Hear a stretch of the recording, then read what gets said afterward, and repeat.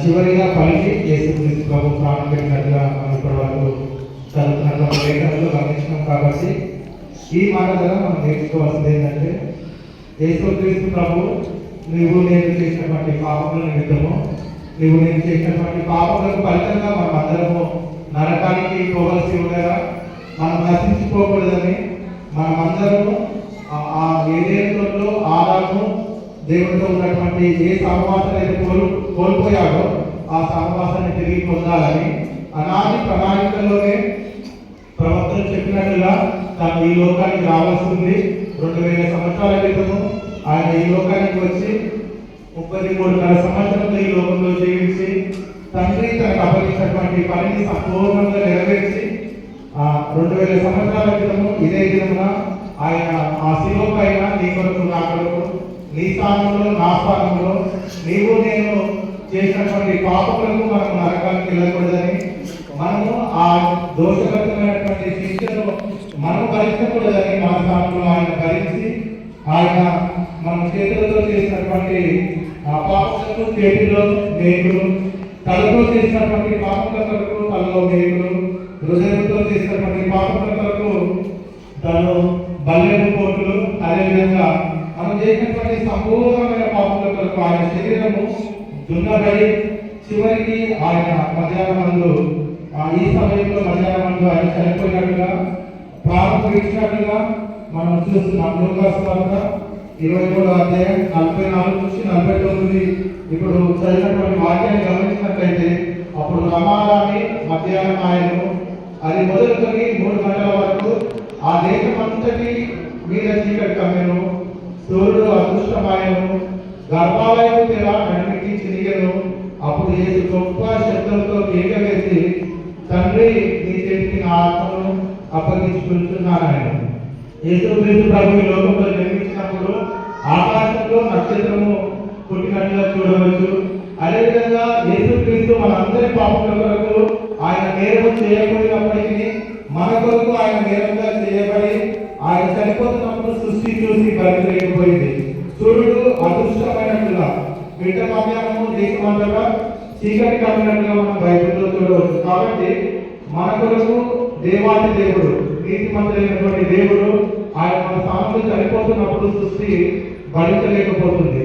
ఆయన పెద్ద కేక వేసి చివరిగా తండ్రి తనకు అప్పగించినటువంటి పని అంతటిని ముగించి తండ్రితో చెబుతున్నటువంటి మాట ఏంటంటే, తండ్రి నీ చేతికి నా ఆత్మను అప్పగిస్తున్నానని చెప్పి ప్రారంభం పెట్టినట్టుగా మనం గమనించవచ్చు. యేసుక్రీస్తు ప్రభు లోకంలో తనకు అప్పగించినటువంటి పనిని ముగించాడు. అయితే దేవుడు మనం కూడా ఈ లోకంలో మనం పుట్టినామంటే దేవుడు ఒక చిత్తానుసారంగా ఒక ప్రణాళిక, ఒక పని కొరకు మనల్ని పంపాడు. కాబట్టి నీ కొరకు దేవుడు ఏదైతే పని అప్పగించాడో, నీ కొరకు దేనికైతే దేవుడు ఏర్పాటు చేశాడు, కాబట్టి ఆ ప్రణాళికను తెలుసుకొని మనం కూడా దేవుడు అప్పగించినటువంటి పనిలో నిమగ్నమైనట్లయితే దేవుడు మనం కూడా మహిమపరిచే వారిగా ఉంటారు. కాబట్టి మనము కూడా దేవుడు అప్పగించినటువంటి పనిని కాకుండా మన ఇష్టానుసారం ఈ లోకంలో జీవిస్తే మన ఆత్మను ఏం చేసుకుంటాం, పోగొట్టుకునే వారికి ఉంటాం. కాబట్టి మనము మన ఆత్మను సైతాన్ని అప్పగించుకోకుండా మనం కూడా దేవుడికి అప్పగించుకునే వారిగా ఉండాల్సిందిగా మరొకసారి మనం చేస్తున్నాం. ఎందుకు యేసుక్రీస్తు ప్రభు తన ఆత్మను దేవుడికి అప్పగించుకున్నట్టే 3 దినాల తర్వాత ఆయన సజీవుగా లేవాలి. కాబట్టి తన ఆత్మను దేవుడికి అప్పగించుకున్నాడు. ఈ లోకంలో మనం జీవిస్తున్నప్పుడు మన జీవితాన్ని, మన కుటుంబాన్ని, మన సమస్తాన్ని కూడా ఎవరికి అప్పగించుకోవాలి? దేవుడికి అప్పగించుకున్నట్లయితే మనం ఫలభరితంగా, ఆశీర్వాదకరంగా, దేవుడికి ఇష్టానుసారంగా ఈ లోకంలో జీవిస్తాం. కాబట్టి ఈ రోజు దేవుడు మనతో మాట్లాడుతున్న మాట ఏంటంటే, మనం ఈ లోకంలో జీవిస్తున్నప్పుడు మన సమస్తాన్ని దేవుడికి అప్పగించుకోవాలి. ఈ లోక జీవిత ప్రయాణం ముగించిన తర్వాత యేసుక్రీస్తు ప్రభు హృదయాలను వచ్చినప్పుడు మనం ఆయన మధ్యాహ్నంలో కలవాలంటే మన ఆత్మ ఏం చేసుకోవాలి?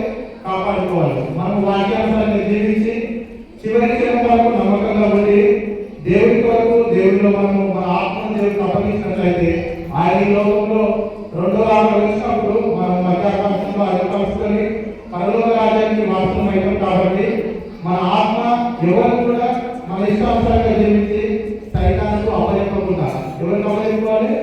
దేవుడికి అప్పగించుకున్నట్లయితే దేవుడు చేసినటువంటి ఆ త్యాగానికి ఆయన ఈ స్థానంలో నా స్థానంలో మరణించినటువంటి ఆ మరణంకు ఫలితం ఉంటుంది కాబట్టి మనం ఇప్పటి వరకు మన ఇష్టానుసారంగా ఈ లోకంలో జీవించినట్లయితే ఇక నుంచి అయినా మన భక్తులను మన జీవితాలను మనం దేవుడి దగ్గర ఒప్పుకొని ప్రభావ నేను ఇన్ని రోజులు నా ఇష్టానుసారంగా జీవించాను, ఇన్ని రోజులు అయ్యా మీరు చేసినటువంటి త్యాగాన్ని మర్చిపోయి మీరినటువంటి రక్షణను నేను పక్కన పెట్టి ఈ లోకానుసారంగా జీవించాను, ఇక నుంచి అయినా సరే నేను నీ కొరకు బతుకుతాను, ఎందుకు అయితే నాకు ఈ లోకాన్ని పంపావు నీ యొక్క చిత్తము తెలుసుకొని ఈ వాక్యానుసారంగా మీరు నాకు అప్పగించినటువంటి పనిని నేను సక్రమంగా చేస్తానని మనం ఒక తీర్మానం తీసుకున్నట్లయితే దేవుడు సంతోషపడే వాళ్ళు ఉన్నారు. కాబట్టి మనల్ని అంటే పాటలు పాడేవాడిగా, వాయిద్యాలు వాయించేవాడిగా, ప్రార్థన చేసేవాడిగా ఎవరికి దేవుడు అయితే ఎందుకు మన చిత్తానుసారంగా అప్పగించాలో ఆ పనిని మనం సక్రమంగా నిర్వహిస్తూ దేవుడి కొరకు నమ్మకంగా జీవిస్తూ మన ఆత్మను చివరికి మన దేవుడికి అప్పచెప్పుకున్నట్లయితే దేవుడు చేసినటువంటి త్యాగానికి ఫలితం ఉంటుంది, మనకి ఇచ్చినటువంటి రక్షణకు ఫలితం ఉంటుంది. కాబట్టి మనం అందరం తీర్మానం తీసుకొని ఈ గుడ్ ఫ్రైడే నుంచి దేవుడి కొరకు ఈ లోకంలో జీవించాలని, ఆ దేవుడు మనకు అప్పగించినటువంటి పనిని నమ్మకంగా చేయాలని, దేవుడు చేసినటువంటి రక్షణ మనం పోగొట్టుకోకుండా ఆ చివరి క్షణం వరకు మనం బ్రతకాలని ఈ మాట మరి ఒకసారి ఆ సంఘం అంతటి మనం చేస్తూ ఈ మాటను ముగిస్తున్నాం.